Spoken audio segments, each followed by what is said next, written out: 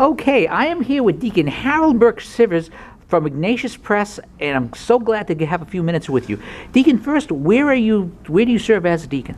The Archdiocese of Portland in Oregon.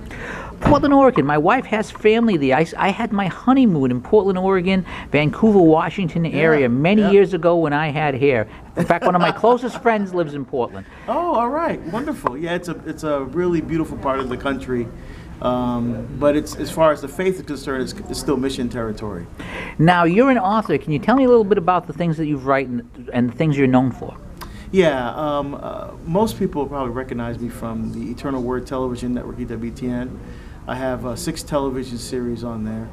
The first series I did was called Behold the Man. It was a series on male spirituality. And so what I've done is I've taken that series and turned it into a book. And that's the book that's being published by Ignatius Press with the same name, Behold the Man. It's a Catholic vision of male spirituality.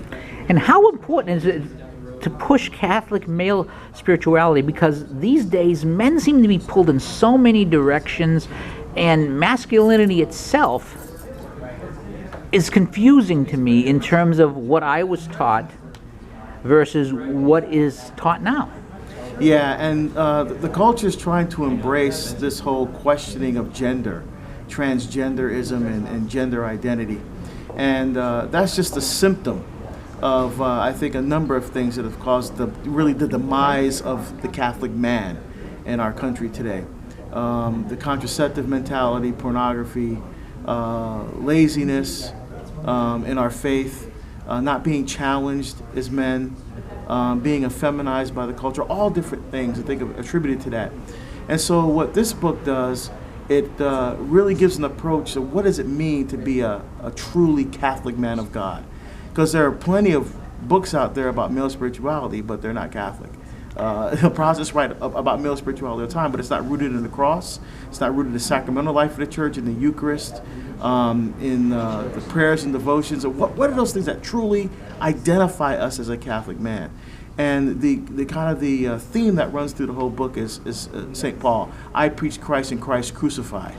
I glory in nothing except the cross of Jesus Christ. And that's, we have to keep our eyes fixated on the cross and see our lives as men being lived in the example of Jesus Christ crucified. And if we can do that, we can take back our families, we can take back the church, and we can take back the culture. I couldn't put it like that in a million years myself. That is great. Where can people, now you've already said, obviously your show's on EWTN. Can people find you online, and can you repeat the promotion of the book itself? Sure. It's just go to deaconharold.com. My homilies from EWTN and videos, also everything is on there. We're going to have information about the book. In fact, I'm going to have a special website for the book to help promote the book. But it's called Behold the Man, A Catholic Vision of Male Spirituality by Ignatius Press.